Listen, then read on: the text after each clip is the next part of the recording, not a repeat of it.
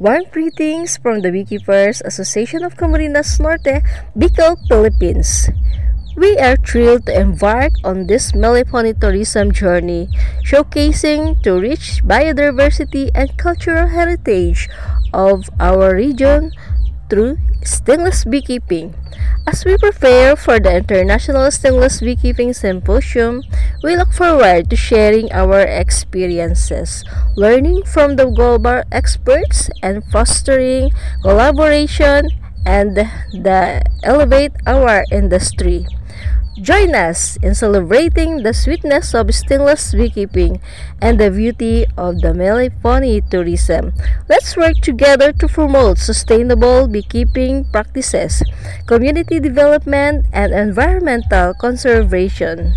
Looking forward to a fruitful symposium and meaningful connections. I'm Maria Cecilia Caballero Sabala Pider, Overall President of Beekeepers Association of Camarines Norte. Congratulations and mabuhay! Good morning sa lahat. Ako po si Sammy de los Santos. Ako po ang nagmamay-ari ng Beespring Honey Bee Farm. Ang Beespring Honey Bee Farm ito po ay mayroong mahiwagang serbisyo stingless beehive para sa komunidad. Ang Beespring Honey Bee Farm ay nag-aalok ng serbisyo katulad ng stingless bee tours sa mundo ng mga bubuyog at pagpaparami at pag-aalaga nito, natural health product na gawa sa raw materials ng stingless bee honey, bee propolis at bee pollen product para sa kalusugan natin, cosmetic and skin care na may stingless bee honey at iba pang natural na sangkap, stingless beekeeping workshop, pagsasanay, pag-aalaga ng stingless bees at mga produkto nito, community engagement, yan po ay napakahalaga, pakikipag-ugnayan sa komunidad upang itaguyod ang Melipony tourism at pag-aalaga ng stingless bees. Ang Beespring Honey Bee Farm ay nag-aalagang magbigay ng mga serbisyo na makakatulong sa komunidad at pag-promote ng Sustainable Development Program.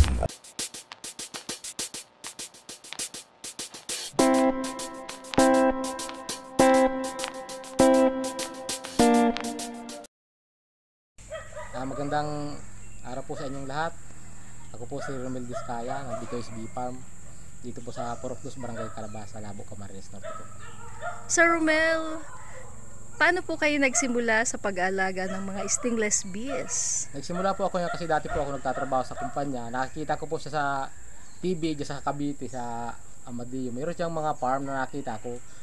Ay dati na kaming kumakain yan, yung lolo ko kumakain na po niya ng lukot, kung tawagin na lukutan. Ay sabi ko, yun pala yung nakukulture na alagaan. Kaya nung umuwi ako dito sa amin, nag-testing din po ako mag-alaga. Ay maganda naman po. Ayan, Sir Romel, isa pa po, saan kayo natuto na mag-culture ng ating stingless bees? Una po sa natuto ako sa nagtingin lang ako sa YouTube, patingin-tingin sa mga sa mga babasahin. Tapos nung dumating po yung BCN na nagpa-training po sila, nakasama po ako sa training ng Central Bicol State University, UP Los Baños Laguna, saka sa kay Sir PSB Farm, Mr. Ligaytan. Sir Romel, nung matuto na po kayo sa pag-aalaga ng mga stingless bees, marami na po ba kayong naturuan ng mga beginners sa pag-aalaga ng bees? Ay meron din po, minsan meron napunta po sa akin dito na mapaturo, lang po, mga simpleng bagay lang, yung mga basic lang po. Yun lang po ang At paano po nakatulong kayo sa kapwa natin mga Filipino sa pag-aalaga ng mga bubuyog? Unang-una po, naging po sa pag-pollinate ng nyog, ng mga halaman, tapos mga kung ano pang mga natin yung stingless bee, na-domesticate natin o napaparami po.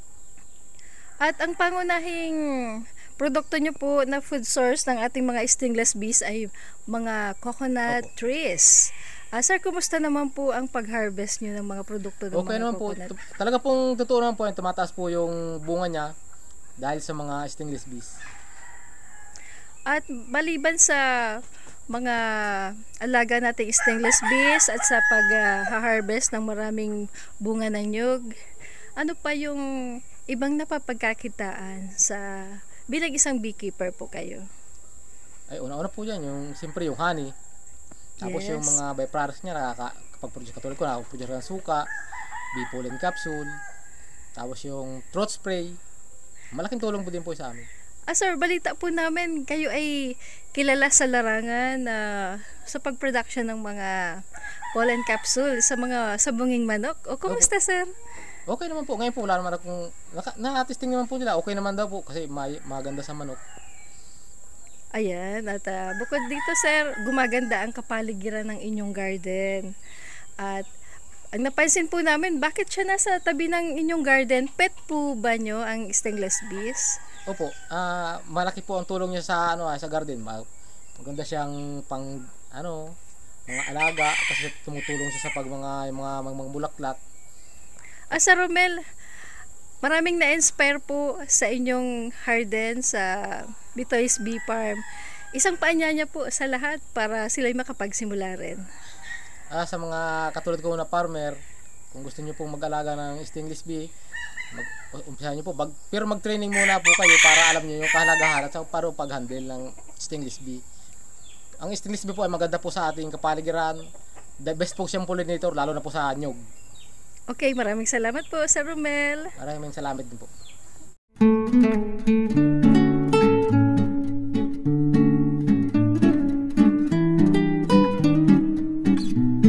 Kung ito manilipat, ito paano ko mapaparami ito?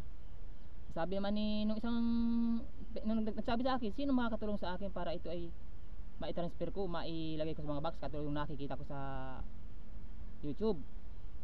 Yung sabi niya pumunta ka kay Ma'am Cecil, magpaturo ka sa kanila. Yun ang ginawa ko, ma'am, nga sa pamagitan nung tao na yun. Pinahanap ko kayo kung saan kayo matagpuan.